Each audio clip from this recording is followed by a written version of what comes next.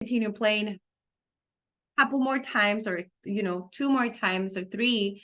And I am checking that you remember. Now, with this foundation that I am helping you remember, discriminate when to use simple past and present perfect, it's going to be easier to move on in the lesson. So your digital tools are helping you have fun. We're getting points, but you're also getting your students to, you know, remember how to use language, and you are making sure that they are ready for the next challenge. So now, how can I know if you know how to use simple past and present perfect, but how about making sentences, right? One way is to just use the right verb, but how about building a sentence? So there is a tool called Word Wall that you can use to help your students at the beginning, in the early stages of their development, when you just present the structure, to understand the order, how to organize. So if you're teaching adverbs of place, for example, or you're teaching frequency adverbs, and you need to establish where to use the adverbs, this is a great game to help your students, because they have to go in and put the words in order. So you're going to do that for me. I'm going to give you the link already, and you are going to enter the link, or if any of you can do it, please go ahead and enter the link, click on the link. And so the link is going to allow you to come into the exercise and put it in order. Once you know what the sentence structure or the sentence order is, you're going to tell me in the chat so I can put it so everyone can see it. So if you have it, please tell me in the chat what the correct order is for this sentence.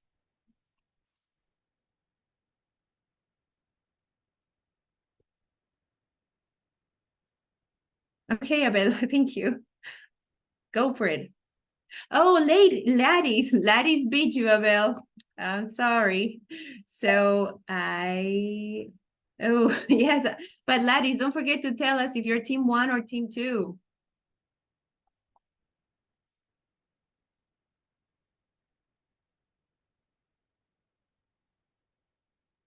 2, alrighty, thank you.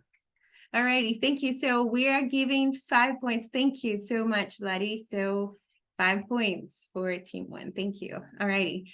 Okay, so let's do the second one, please. Someone from team 2, so we can, we could, give some competition. Second one. Very good, Luis. Thank you so much. Carmen, you are on fire. Very good. Everyone else that gave me the right answer, thank you. That is the correct order of the sentence. Very good. And if I ask you, for example, why are we using simple past? And then you probably say, oh, we have a specific time in 2010, right? Okay, so the second one, who can help me? Ladis and Araceli. Who was first? Araceli? Okay, Araceli, I think was first. Okay, Araceli. Araceli, what is your group? I mean, team 1 or team 2, Araceli?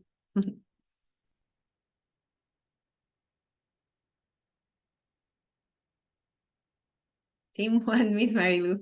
Team 1, wow, Araceli, okay. Has been married for 3 years. Thank you so much. Oh, sorry, my sister goes here. Alrighty, thank you. So team 1 is, wow, it's beating team 2, but that's okay. Team 2, we're going to come back, right? Of course, we have to stand the fight. So 5 more points for our team 1. Thank you so much. There is one more, of course, and we can continue, with as many as you want to have, but let's just reflect a little bit about these 2 tools that we're just using. Double or nothing, Abel. Yeah. Thank you. So let's just come over here very quickly.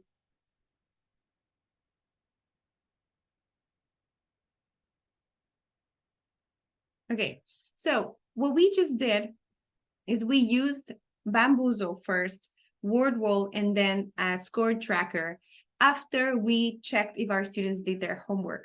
So remember, yes, you need to check homework, and the students might just give you an answer that they might not really have understood, but to check if they really understood and to make sure that they are ready for the goal of the lesson, and that they can use the language, go to a game to start from something as simple as which verb to use, go to word wall to help them build sentences, and then you can start increasing the difficulty as you move along, right? And keep a score. Why do you want to keep a score?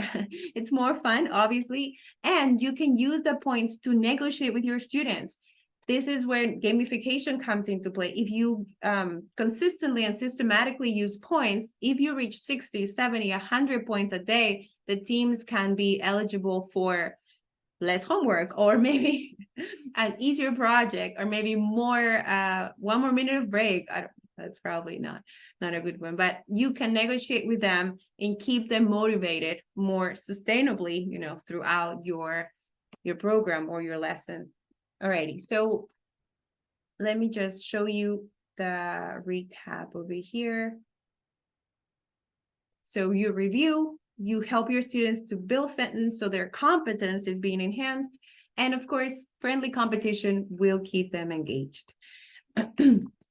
Alrighty, so I have another question for you, coming back to our, do you remember Pear Deck? We were using Pear Deck, remember? So let's go back to Pear Deck, if you can. So if you are on Pear Deck, the question now is, how else can we use Bamboozle and Word Wall during the lesson opening? Write one sentence here. I'm going to write one as an example. We can use them.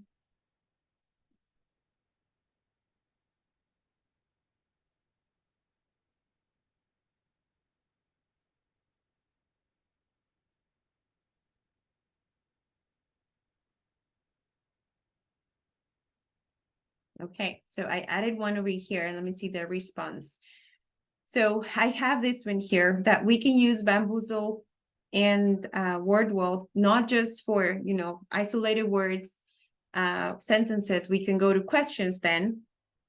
So if we have verbs and we have sentences and we have questions, then they can little get more prepared for the final task in which they have to create their conversation. Warm up, exactly. So very good. Thank you very much. So I see you're typing. We're just going to wait a little bit so that I can get to read some of your answers. And thank you for all of you who are writing your answers. I really appreciate it. Review. That's exactly what we're doing. Exactly. You want to review. You need to activate how much they know. Only then will you make significant connections. If there are no connections, the students won't retain. So reviews are fundamental to begin your lesson and be successful, right? So thank you. I have 3. That's very good to review the last topic. Okay. Alrighty. Thank you. Good job, everyone. So, okay. So now what about Pear Deck? I have one more question for you. Do you think you can use Pear Deck, this that I'm using right now, to engage students during the lesson opening? And I would say yes, for me. Okay, what about you? How do you feel? Oh, sorry, back here. Okay, yes. So yes, you are. Yes, Milagros, to work cooperatively for feedback. Okay, thank you. And I am seeing your participation more and more, and I'm seeing how you're getting engaged. So for me, also as an instructor, it's great feedback to see your reaction, to see if I need to clarify anything, or if I need to maybe bring anything to make something, you know, clearer for you. So thank you for your participation.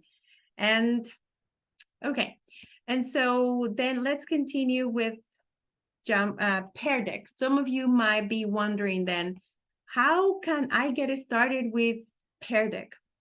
If you haven't used it before, I'm going to give you a quick set of steps so that you can use it. So first, you will go to peardeck.com. At the end of the presentation, I will share the slides with Ricardo Palma, Ricardo Palma, and they will share that with you so you can see the links and the tutorial videos as well. Pear Deck is an extension to your Google Slides. There you will see the templates that are available for you to have these interactive activities with your students so you can get their responses throughout the lesson. the students will join just like you joined, clicking on joinpt.com and then the code, right? Now, we use it as teacher-led, so you're the one controlling when to show the slides. And after students review by interacting with you and answering your questions, the idea is to enhance their speaking. So let's say if they say, I agree, or if they say, yes, this is true, then discuss with the partner why it is true, or discuss with the partner their experience with, you know, a tool or something. So it will be your springboard for discussion. And then, of course, after your review, you can go to goal setting. So let me go back to the slides from Google so I can show you that, okay? All righty, very quickly. So here we are. This is my Google Slides presentation. I have this section called extensions. If you don't have Pear Deck there, don't worry. Just click on add-on, then go to get add-ons, and then look for Pear Deck. Pear Deck will appear in your search bar. Let me show you like so. Pear Deck for Google Slides. And once you add it, then you will see it here. Pear Deck for Google Slides. And then you will click on open. When you click on open, there will be a toolbar on the right-hand side. And that toolbar will show you the templates available for the beginning of the lesson, for different slides to interact with students. Then you have during the lesson and end of lesson. So far, I have used the slides for the beginning of the lesson. All righty. So if you use Google Slides with Pear Deck to get it started, one of the things that you will then go to will probably be to set the goal of your lesson. So one tool that I use a lot to set the goal is Jamboard. So if you have used Jamboard before, then this is just another example. So how to use Jamboard. Anyway, so what I do, let me show you over here. So Jamboard, as I said earlier, when you're checking homework, many a times it could be a little bit difficult with the platforms, online platforms, to really know if our students have done their homework, because the platforms give them automatic feedback. And for example, for reading activities, some of the reading activities the National Geographic offers are very rich.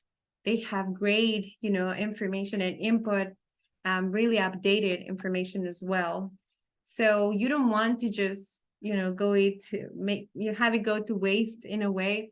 So to see that to integrate it into your lesson, have students, this is one that I got from my ELT platform. So I put it on my Jamboard.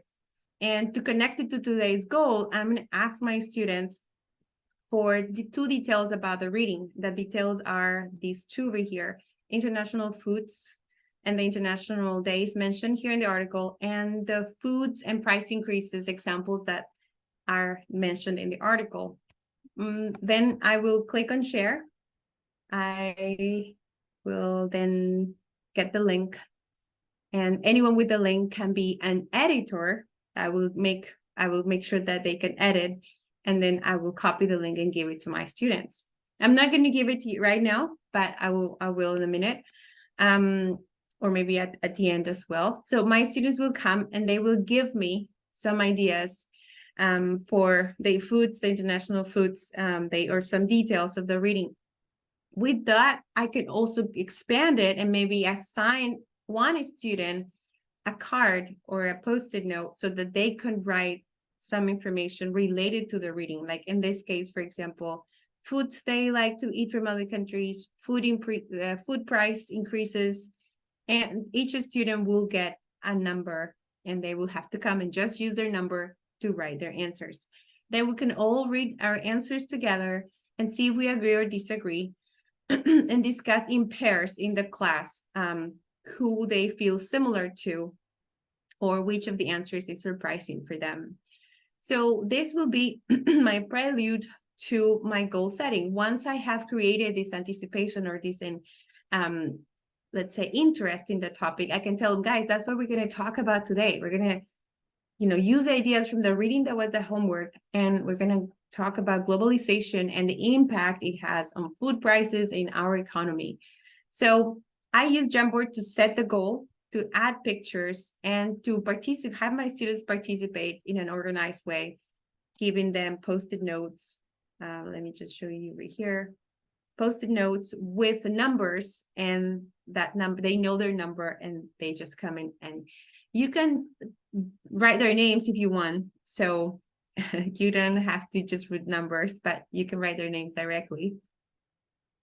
Now, why do you want to have a record of the goal of the lesson? Why not just write it on your board or in your PowerPoint or your Google Slides? And that's true. This is just one alternative. And the good thing about this Jamboard is that you can download it at the end. So students can have a record of this lesson. If they didn't take notes, you can share with them as well. And of course, for you, sometimes it's good to have a record of how students participated and interacted in one lesson. So this is one way that I keep track of how my students interacted with me or how they participated in one activity. So as I said, you can check here. I mean, you can establish the goal, you can assign a number to each student, they can come and participate. For example, here, compare prices. Now, let's use what the prices used to be like before and what they are now. The kilo used to cost $5, now they are 9 or 10, etc. So now we can use the structures like used to. Now, how about healthy and unhealthy foods? We can also use Jamboard for mind maps. I can give students, I can set them in groups and tell them, okay, group 1 is red, group 2 is green, group 4 is blue, and group 5 is black. And you have to come up with ideas for healthy and unhealthy foods. That's another way to have them interact. So they can discuss first, and one person is the secretary to come and type for the group.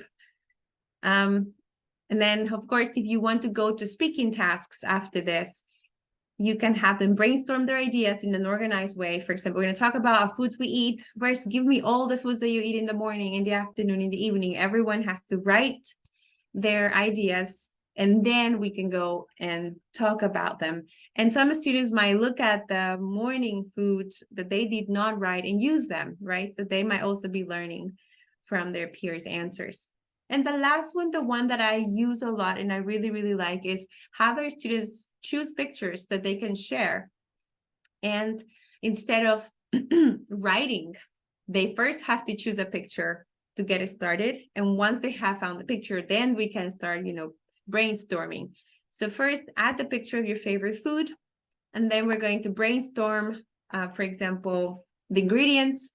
Then we're going to brainstorm if you prepared, if you like to cook it alone with your family, or when you cook it, the origin of the food, if possible. Or one of my students also told me the traditions that they have with the foods, for example.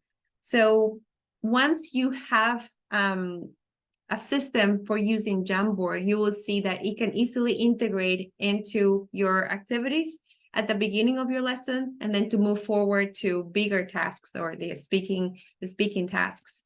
So one way, for example, to connect Jamboard with the speaking task is to use another tool, which is Padlet. Let me just show you very quickly how I have integrated both. So in Jamboard, they just give me the pictures, and maybe I can ask them in a organized way like this, like in a mind map, to tell me the ingredients of their favorite food, right? Once we have the ingredients, now we can tell them, okay, now let's go to Padlet. And in Padlet, you're going to write your first draft. So I have four examples here, right? And some students, of course, have written more than others, but this is just for an example. You can give them you can give students an example of how much they have to write, and you can, of course, write the description at the top of what you. Let me show you over here.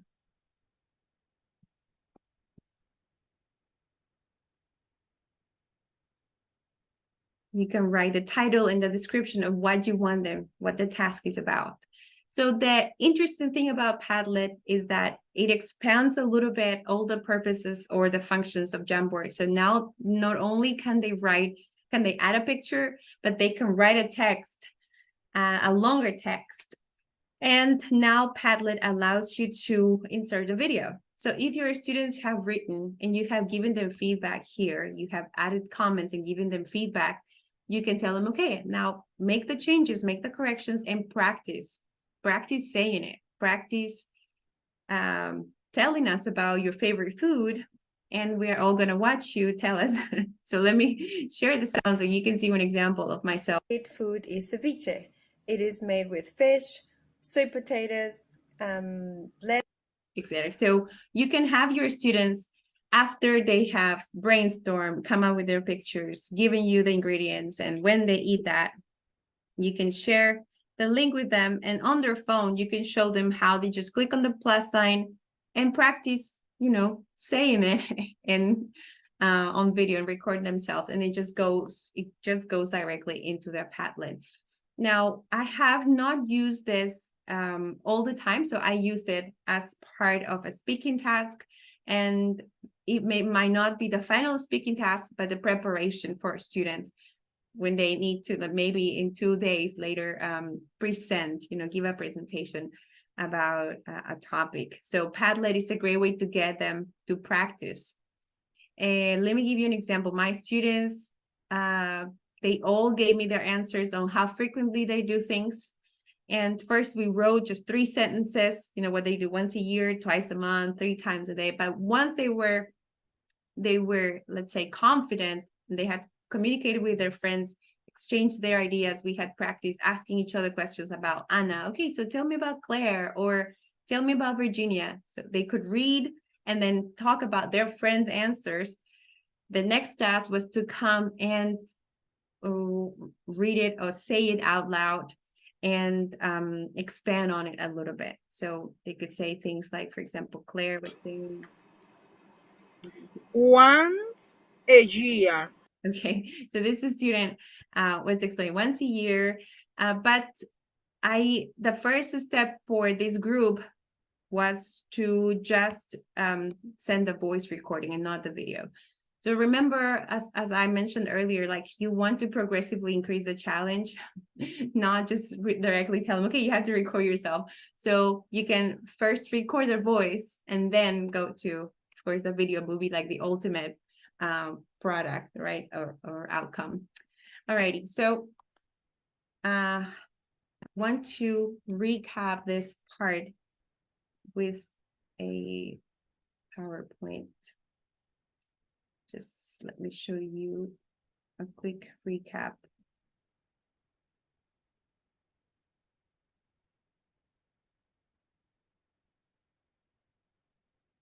Okay, so we just looked at 2 tools, right? We looked at Jamboard and Padlet. Before Jamboard and Padlet, we used other 2 tools as well that were Bamboozle and Wordwall. So just before we move on, I want to make sure that I give you enough information about the tool. So Bamboozle has games that are already there that you can use, right? Once you have your students play in teams, remember what I told you, make sure that you keep track of them.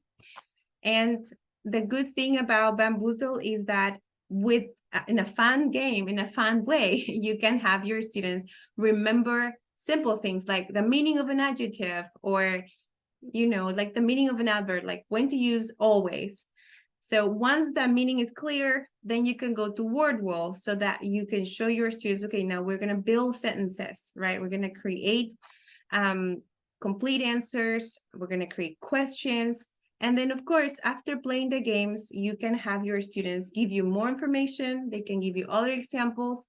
And if this is part of your lesson opening, then you will go to the goal setting, right? For Padlet and Jamboard, I showed you that Jamboard can be used for brainstorming, lots of brainstorming. You can keep record of your goal there. You can also elicit ideas from the homework, especially reading activities with the mind maps.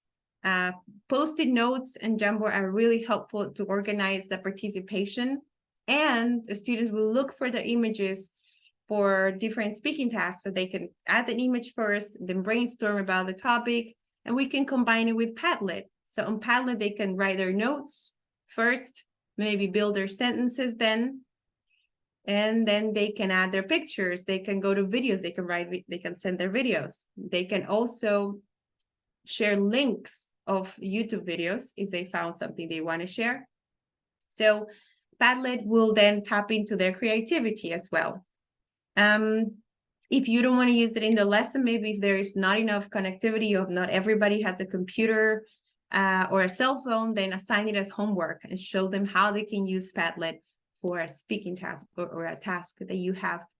It is great for pre-writing or writing, and it's great for post-reading. After they read, they can go and write a quick summary or, 2 main ideas. And of course, we want to use it as a springboard for speaking. You want to make sure that after you have the Padlet and everyone has participated, that we talk about it. We can check, Abel's answers and see if we agree with him or not, and who is similar to you or who is not similar. Alrighty, so those are some of the key points about these 4 tools that we have looked at so far. And are you ready for more? So I have a couple more that I can share with you. Let me just go back to. I have one more question. So if we are, okay, Abel, yes, thank you. So if we are, let me see.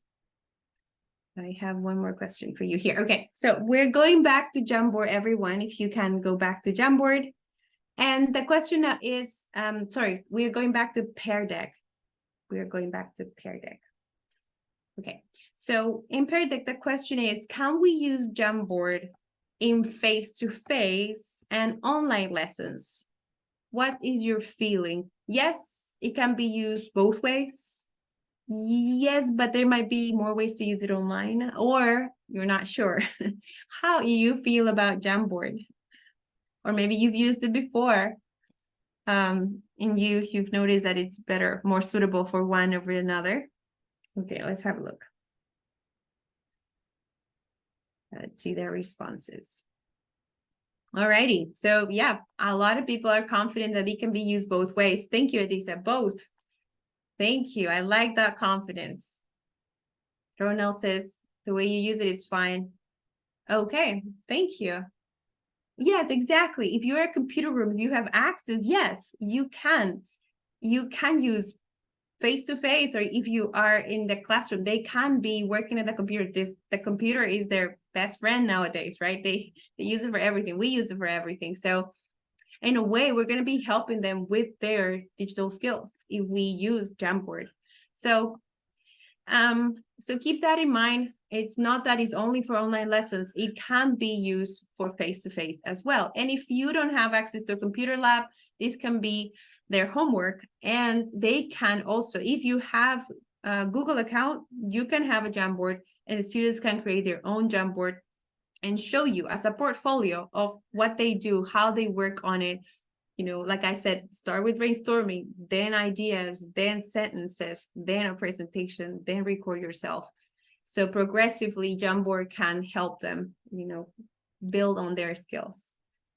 Exactly, Carmen. We have to make sure they have access to a computer as well. So taking that into consideration, we want to be sensitive. And of course, as I said earlier, this is just a tool. So there are other ones that we can use as well, depending on our students' needs and situation. All right, so thank you for that. So what we're going to do now is go to, I have one more idea here in the Google presentation. So if you are doing it face-to-face, you can use it as, that brainstorming can be done as homework. But now, after talking about Jamboard, let's go on to the next stage in our cycle, which is the language presentation. Right now, I am presenting using PowerPoint and Google Slides. I'm using Pear Deck also to interact with you, right? So those 3 are like some of the most useful that I use for my lessons, Google Slides, Pear Deck, PowerPoint. But we can enhance our presentations with Pear Deck. So for example, let's say I just presented count and non-count nouns. I just practiced with you which nouns go with many, which one goes with much, right? So we say how many apples and how much pasta. So just to check your primary understanding, I want to ask you questions so that you tell me when to use much and when to use many. So, and Pear Deck, I'm going to just check with you. Okay, everyone, after we did some exercise, please tell me, how many bananas do you eat every week? Correct or incorrect? And then you just have to move the dot. Everyone showed me correct. Thank you. Abel, good job. Alrighty, so everyone says correct. So then I can ask Abel, please give me another example with another fruit. Give me another example with how many? And then Abel can give me another example. He can say, for example, think fast, Abel, another example with how many? So you can say how many bananas or how many oranges. There you go. Very good. Thank you. And so forth. So I will get another student to give me another one. So let's do one more. How bread do you eat a week? Who can help me? Okay, let's have a look. I can see your answers over here. Okay, everyone says much. Good job. How much bread do you eat a week? Thank you. Another example. Give me another, Mercedes. How much what? Sugar, Ceci. Wow, very good. Very fast. Thank you, Ceci. That was awesome. All right, so even though it's just a presentation, Pear Deck will allow you to check comprehension, like I said, immediate comprehension after you present, right? And then after that, you can enhance your presentation with videos. So if you haven't used videos before, maybe I can show you some videos that I have used in the past. Yes, Jessie, you can say soda, how much soda as well. So let me close a couple of things over here. Okay, so what we're gonna do is we are going to go to Edpuzzle.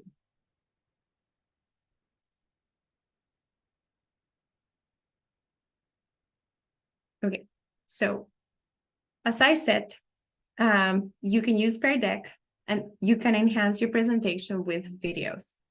And paired in Edpuzzle, it's a repository of videos. If you go to the Discover section, you will see millions of videos on different topics. So if you type in what you want, yes, Miguel, how many guanas can you eat? Yeah, that's a good question. Alrighty, so as I said, in Edpuzzle, you can look for a topic or something that you want to present. Let's say I was presenting how much, how many, countable and uncountable. Here I have one example with simple past. I want to make sure that you understand after I have presented that I reinforce the use of the simple past verbs. And I have different videos here. I'm going to I chose this one, right? And so what Edpuzzle does is allow you to check your students' understanding. Let me show you after. So for example, and then want. I'm going to show you right here. On the right-hand side, if you can see, we have the multiple choice questions, right? So if I go to, let me see my content and my questions. Let's scroll down a little bit. Okay, so in the first video, for example, the first question after they watch the first 20 seconds is, simple past verbs are created by adding to the end of the verb ing, ed, or en. And they have to click on the correct answer, right? So Edpuzzle is one tool that you can use to reinforce your presentation. You can use it during your lesson or as homework, after you have had a lesson of presentation. There is another tool that is similar, that is Quizlet.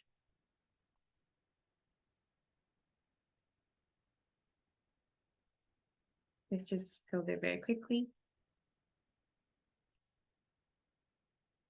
And for example, for food, countable and uncountable, the flashcards that are there show the fruit or the fruits, and then the students have to flip. They have to flip the cards to know if they are countable and uncountable. So this would just be what we call declarative knowledge. So just, making sure that our students' understanding is being fostered. We are not pushing production right now, right? We're making sure that the meaning, the use, and remember those three? Meaning, use, and structure are clear. Form is clear for our students. So once we have that with the tools, then of course we can go into having them produce. So Quizlet is similar to Edpuzzle. When you go to the homepage of Quizlet, you have a repository of already created flashcards of different topics. You can create your classes or your classrooms and add different flashcards there. And at the end of the presentation that I will share with you, you'll also see a tutorial on how to use that. So another powerful tool for you as an instructor is to create your own videos, because sometimes what you find out there is not at the level of your students. Sometimes you need to bring it down a notch because they might not be ready to the videos, speed. They might speak too fast. So you might need to provide something simpler for them. So that's when creating your own videos comes into play. So with your PowerPoint, just make sure that you have your, Hello, so let's learn some activities. you can present What your. is happening in this picture? In this picture, she is drinking coffee. Can you repeat? And you can show your students something as simple as this. For example, she's drinking coffee. Your students can, you can pretend that you're asking them to repeat after you. And then you can tell them, okay, watch the video, repeat, watch it 2 times or 3 times. And then the next day we'll practice a little bit more, right? So I also have a link to how to turn your PPT into your video. If you don't want your face to appear, that's also possible. But if they see you, your students are probably going to connect faster, right? Because you are their teacher. So if they see you, they are going to be happy to learn from you, not just a stranger out there in the internet that they might find in Edpuzzle. So think about it. If you have never done it, give it a try. I'm sure you're going to have a very, very, very good time. You're going to enjoy the process. Many of the teachers who have done it in the university, they really enjoyed it, and it wasn't that complicated for them either. So go ahead and give it a try. And then, of course, if you use, like right now, we're using Zoom, right, for our presentations, you can use something called the flashcards, talking flashcards on YouTube. If you use talking flashcards, the flashcards would just give the presentation. Like, for example, the bird singing, the kid is, crawling, etc. So if you're presenting with Zoom, go ahead and use the Zoom tools to help your students, as they are paying attention. So it's not just repeating, but maybe blank out some parts of the text to tap into their short-term memory and see if they are paying attention. So maybe start the first repetition and then go to the Zoom tools, cover one part and see if they remember, and then cover everything and see if they can give it back from memory. So Zoom and YouTube are great tools. If you don't have a PowerPoint, the YouTube can have the entire presentation, but make sure that you make it interactive and you use some of the Zoom tools as well, right? So if you go to Pear Deck, maybe you can tell me, just to know, can you tell me how, if you use YouTube videos of talking flashcards before? Just tell me if you have or if you haven't. And in the end of the presentation, I also have a link to YouTube talking flashcards, so you can see just different teachers that have created. No, you haven't. Okay, good. So maybe I can help you today with something then. So I'll give you the link to the YouTube videos of talking flashcards. It's basically a recording of a teacher, right, for each flashcard. And you will use it in your lesson to have your students repeat after the video. And again, the second round, so it's not repetitive, the second round of repetition, you could blank out some parts. And it's easier to do it on a PowerPoint, but if you don't have PowerPoint, like I said, Zoom will provide that right there. Alrighty. So another thing very important to keep in mind, guys, when you're presenting, you not only have to remember the meaning, the use, and the structure, right? But if it's vocabulary, you also have to consider pronunciation. So thankfully, we have now something called our Oxford, the American pronunciation app that Oxford put together. It works better on Google Chrome. I don't use Google Chrome, I use Explorer. But what you do is you copy the link of the pronunciation that is here and you add it to your presentation. So if I send this to you, when you click on my image, you're going to be able to see this link. The link that I just over here. The link will show you a link of over here, down here, can you see it? And if you click on the link, it will take you to the pronunciation of the word. And then you click on this guy, right? Or hot, and then the students can practice. So you can show them, click on the link, listen and repeat. Okay, do it at home, do it every day. hot, And then they can practice. You can tell them, okay, go ahead and you practice.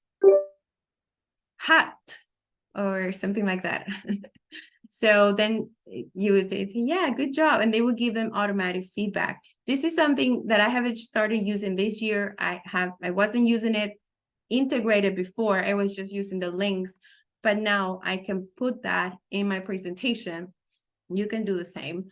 So this is the Oxford version, like artificial intelligence for your pronunciation and how to move your speech muscles. And this is something that's happened to me and probably to you many, many, many times. You are preparing a presentation and you're like, oh, I have a lot of pictures for this, but in another presentation. Now I want to combine these two. How do I do that? So in Google Slides, you have an option of file, and from file, you can import. So right now, for example, I have slides just for adjectives, for opposites. So I'm going to just import them and have them appear here.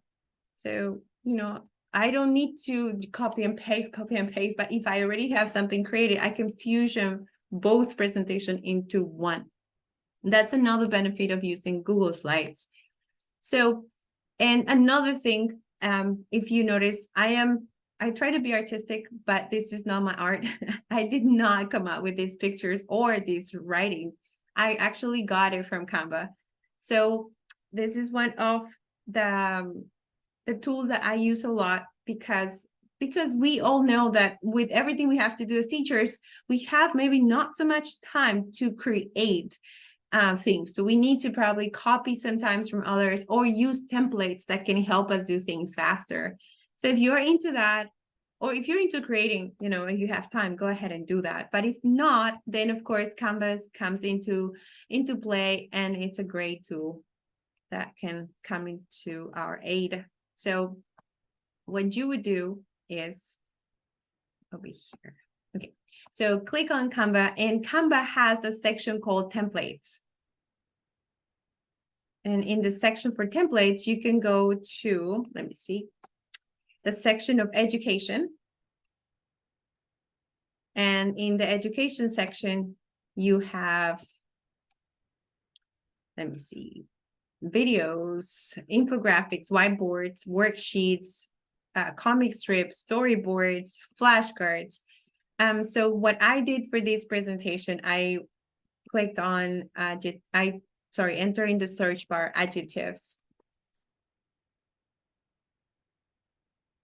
And you see I have the adjective flashcards is here, and then you have different ones. The ones that have the crown are monetized, so you have to pay for them, but there are several that are available for free. And the same happens with, for example, the other day I was presenting prepositions of place, so like in front of, behind. So again, here in the template section, if I click on, enter prepositions of place. No, prepositions.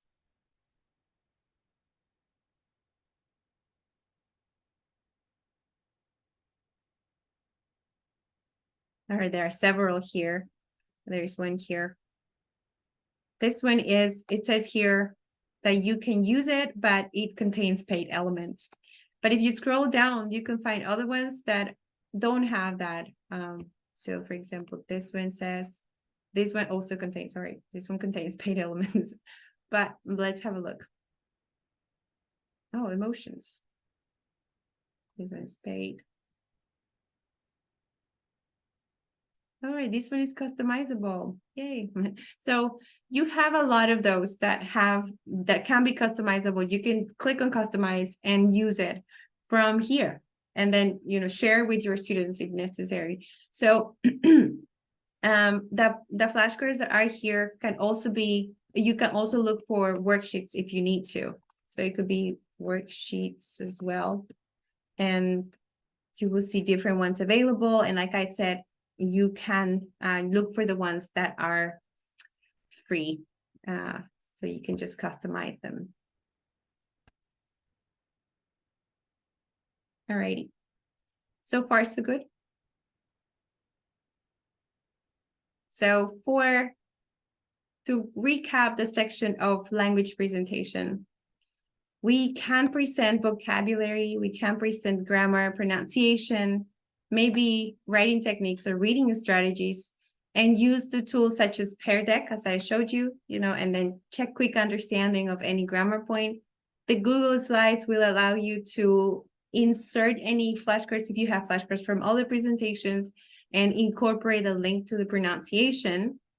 Edpuzzle has videos already created, and you can just customize them so that students answer comprehension questions. You can turn your PPTs into videos of yourself presenting. You can record yourself. And of course, I will share the link of the talking flashcards from YouTube, so you can also use them on Zoom. So having gone over our tools for presentation, what about the tools for language practice? So for language practice, we can use, so remember we have two sections, right? Two moments of our language practice. We have the controlled, restricted practice, and then you have authentic, where they can produce. So for the restricted practice, we can use quizzes, of course, or Wordwall. Wordwall also has quizzes. We can use Canva for the worksheets, and we can also use any other platform that that can provide the worksheets where students just have to answer specifically something that is controlled. Yes, no, or just the verbs like we did at the beginning, like simple past or present perfect. But then, of course, for authentic practice, we can use something like Padlet, as I showed you, where students can, speak and record themselves, giving you a presentation after they have used the language in a controlled way. So let's see, how many of you have used quizzes before? Maybe you can type quickly in the chat if you have used it before.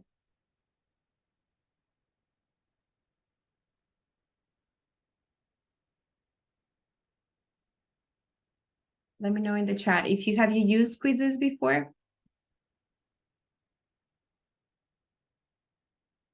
Okay, alrighty. During the pandemic, yeah. Okay, alrighty. Okay, good. So if you're familiarized with it, then we don't need to go into details. Okay, awesome. So you used all of them, Victor. Great. Alrighty, so what we can do is, I don't know if you've seen this, but for any of you who haven't seen this option, there is an option for quizzes now to have our students use drawing tools.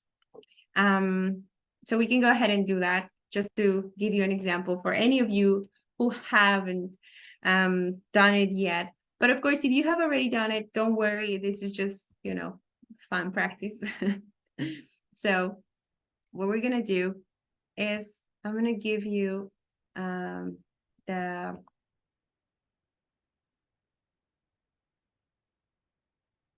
There we go. So on your phone, if you please can go to joinmyquizzes.com. Let me write it in the chat. myquiz.com. And then the code is 745-285. So let's go there. I'm gonna also go so that we can all do it together.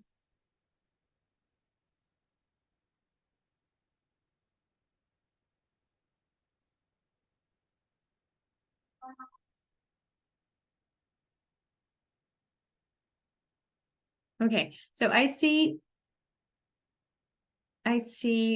one person, I think, connected. We don't have to have everyone connected, but if you connect, let me see here. Okay, so I have three.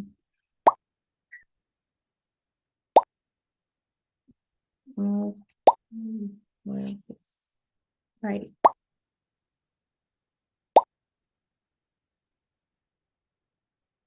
All righty. Okay, thank you so much. So what we're gonna do here is we're going to answer this quiz about, so just tell me to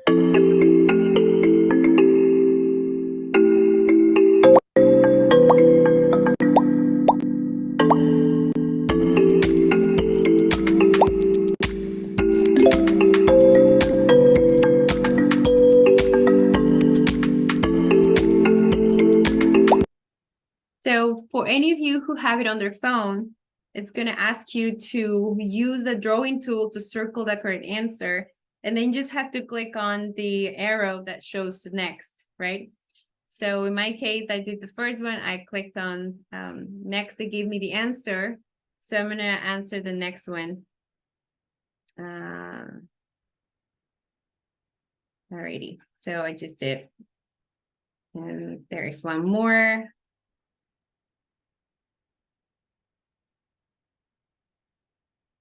Alrighty, so that's how we can do it. So we have Pete answered the 3, Karina answered 2 questions, and most everyone has answered 1. Okay, thank you. Alrighty, thank you so much. So I really, really, really appreciate it. So Karina, wow, way to go.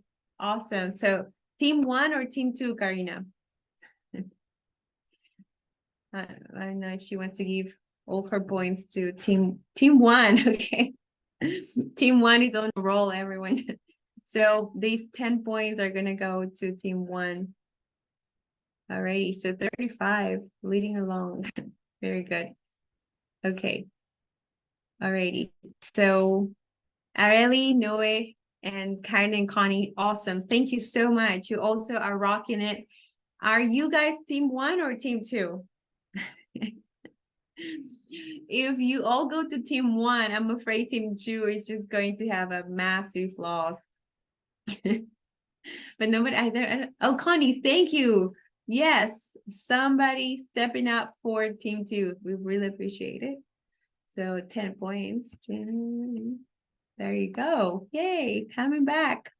Luis Antonio also. Okay, thank you, team 2. Alrighty. Thank you. Thank you so much. Alrighty, so we have PD on for team 2. All right, almost, we're catching up. Oh my word, yes. So what we're gonna do now, thank you so much for your participation. So basically what we are doing right now is checking that you remember what we just did, which is basic understanding of 3 tools, right? Let me just end it for now. And I'm gonna show you all the questions.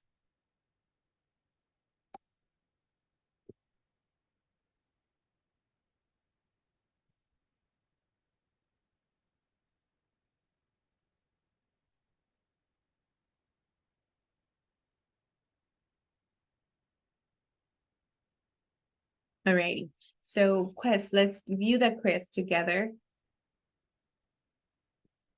I'll make this a little bit bigger. So what I did is I created the option to draw, right? Normally, you just have the option to click on the right answer, but I figured draw, it's something new, a little bit more innovative, and the students will have to circle, right? And of course, at the end, you want to make sure that your students get the answers, right? So there should be feedback there as well. So the first one is Edpuzzle because it's connected to videos to present language. The second one is Padlet because you can add images, you can read your classmates' responses, and you can also create your own videos. And the last one, to create your worksheets and your badges, you can also use Canva.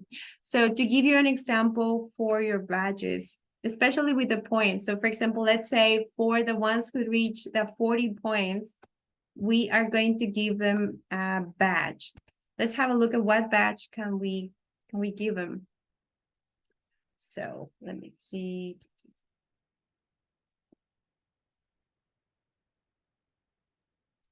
How about this one for great job? Or how about, oh, sorry, this one is the system to know. No, better about this one for teamwork, maybe. Teamwork. So again, this is not, I did not download this, but I just went to Canva and created from there. And also there's a description in the video, and there's tutorial on how to use Canva to create your badges to help your students motivate your learners as they get their points in the lesson. All right, so we have looked at many options for language practice. One of the ones that we can tap into, and you probably have already, is Padlet and Flip. Now, Padlet has a limit. There's a limitation in how heavy the recording can be. So unfortunately, it would just be for a quick audio or a quick video. However, Flip allows you to send longer 1 to 3 minute videos.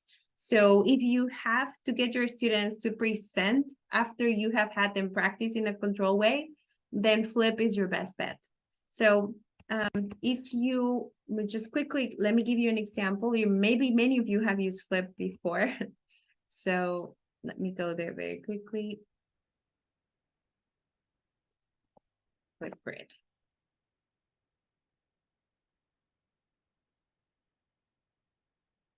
Oh, I see, Felicia. Yes.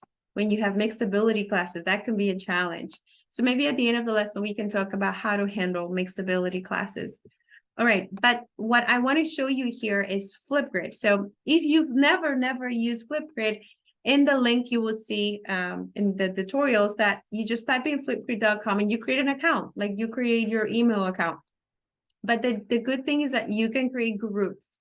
You're going to create a group and then you're going to add students to your group, right? You're going to be able to add your students and then you're going to be able to set up your tasks.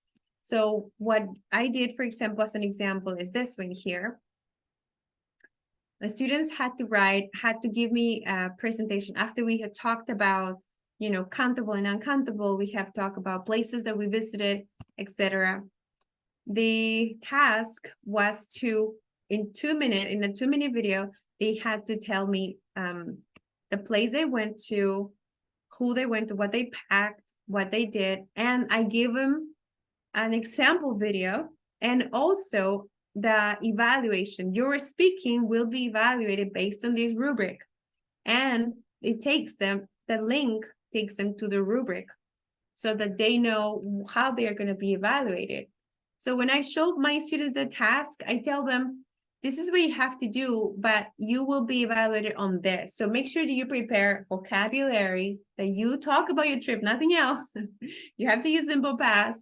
You have to speak clearly, so practice and use the pictures that Flip allows you to add. So for example, here, I have an example of myself giving the students that task, right? Hello, everyone. I want you to please send us a video of your last vacation. Don't forget, you have to tell us 5 things about it. Where you went, when you went, who you went with, what you packed, and what was your favorite activity. Remember that you're going to be evaluated on 5 points: the vocabulary, that you use. And you have to use your verbs in simple past or auxiliaries to pronounce your verbs correctly. And for example, this picture that I just inserted, you can do the same. Go to the icon for pictures. No, you cannot see the picture. Flip tools. Like for example, this picture that I just inserted. You cannot see the picture, right? I think it's right. Closing to talk about quantity. Alrighty. So I give the students instructions, or you record yourself giving the instructions. But once the instructions are very clear, you can tell them, okay, don't worry, there is also an example. Watch the example so you can do something similar. Hello, my name is Diana, and I will share what I did on my last vacation and that trip that I took. I took a trip to Ica. So, and then in my example, I used the pictures for my trip. I use GIFs. Flip allows you to use GIFs, allows you to use drawing tools, and you can also have a backdrop if you want to. Like, for example, for this one, my backdrop was a blackboard or a whiteboard. So you can get creative. And of course, even for you as an instructor, it's going to help you because you have to simplify your instructions. You cannot say too much. If you say too much, it's going to be confusing. So for you, your ability to be effective and efficient with your words is going to be tested with Flip. So I highly recommend using it for end of the unit tasks, speaking tasks, or end of the lesson speaking tasks. But of course, if you have resources that are limited for your students, like for example, no access to internet on their phones or no access to a computer lab, then you would have to assign it as homework. And when you assign it as homework, you have to make sure that the instructions are clear.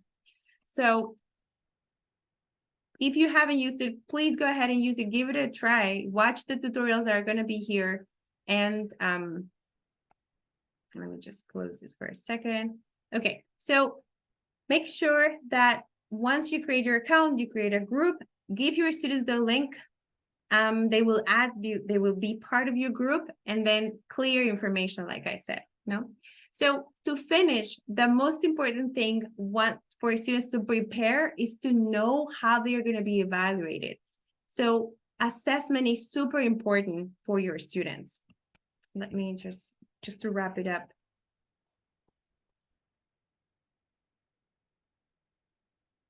You want to make sure that your students receive clear feedback and that they have something that is formative, so ongoing, as you see them participating, but also something that is summative, that is going to tell them, okay, for all this, you get this much, right?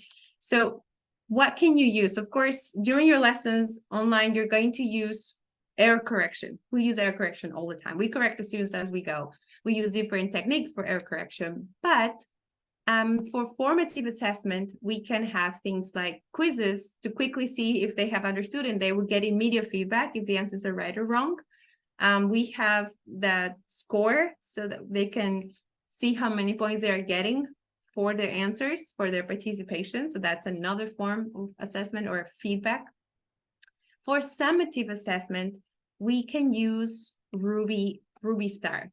And Ruby Star is what I just showed you. Ruby Star is right here. So I did not create this rubric over here on my own.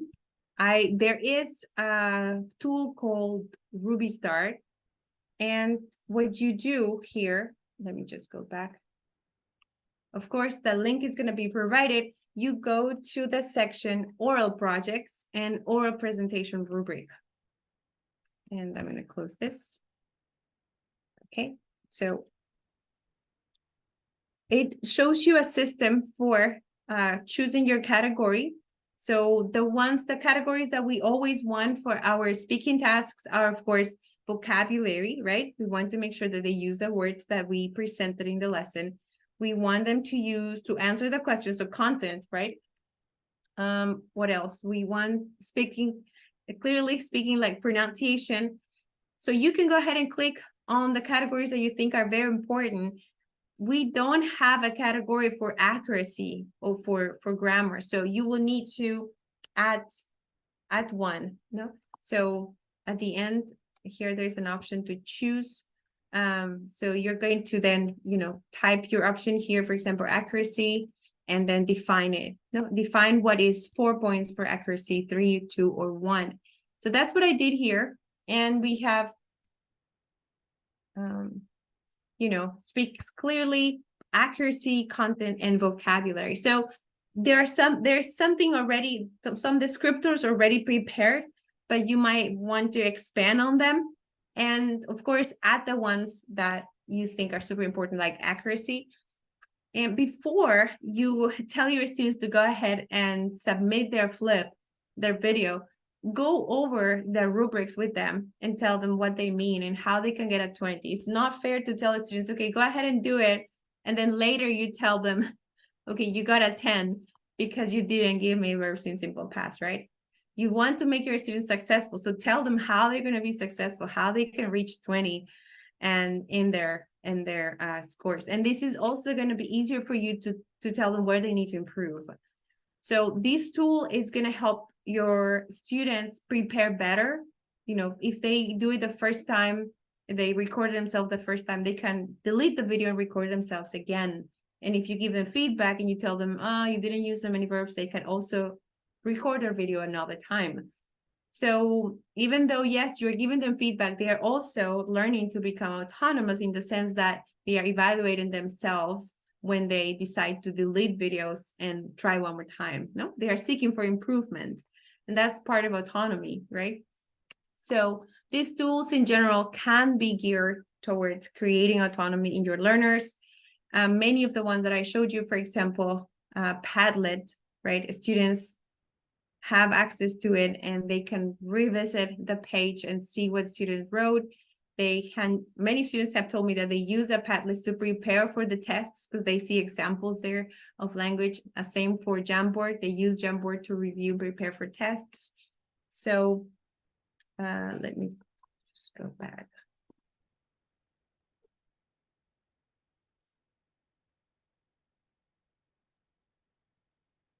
All right, so to wrap up for Ruby Start, you can create an account or not necessarily. I did not create an account for this example that I gave you. I just went directly to oral presentation and it had the options for me to create my rubric, 5 categories and maximum 4 descriptors, so they can get maximum 4 points. Then download it and share it to your students, explain it, and use it fairly, right? So make sure I have a link here, of course, use it fairly. And in one webinar that I attended this year, the presenter said, why not have your students create the rubrics with you? After you consistently use rubrics, why not involve them in the creation? So for example, the part that says props, it asks the students to include pictures to make sure that the presentation is animated. So maybe not props, maybe something else. Or maybe, for example, using idiomatic expressions that you taught them. Or maybe not looking down at the notes, but looking to the camera, etc. So you can negotiate with them what they have been working on that they want to be evaluated, so that they also feel part of the process. And when they are involved in part of the process, they, have more accountability also, but also they feel more motivated, if they are part of the decision-making process. So in conclusion, guys, thank you so much for, being there until the end. Thank you very much for your participation. So for this question, can digital tools, now that you have seen all the tools I presented, can they create maximum student engagement and improve learning outcomes? What would be your answer to that?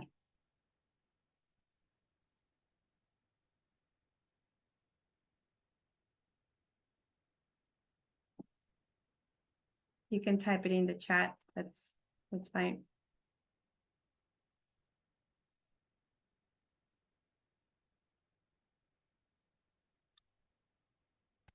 We can also resort to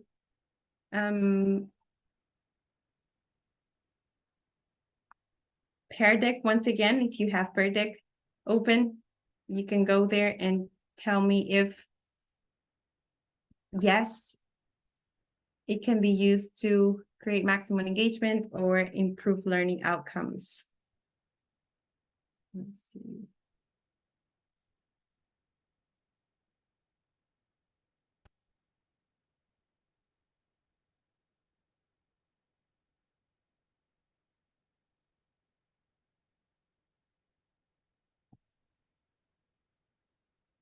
Alrighty, very good. Thank you for that response. I appreciate it. I can see that you've responded there. Very nice.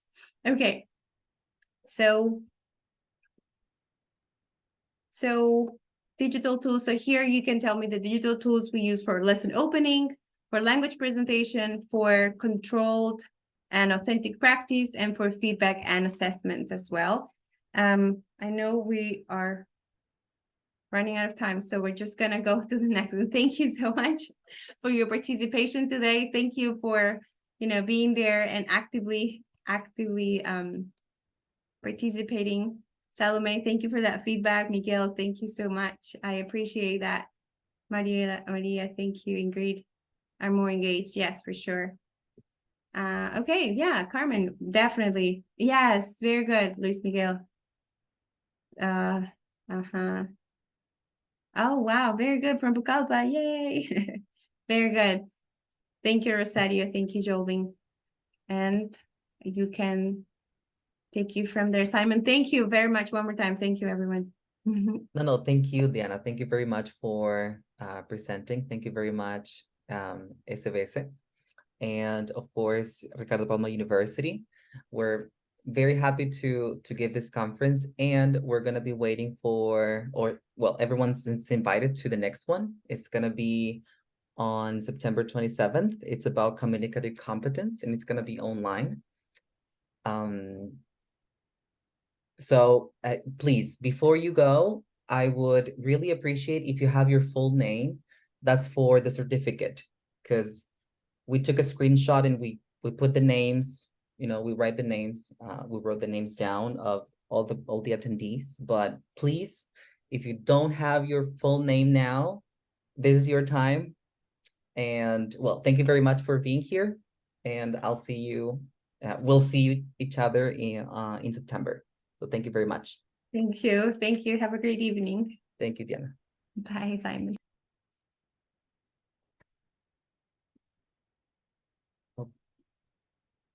Por favor, no se olviden de los nombres, los que no tienen el nombre completo.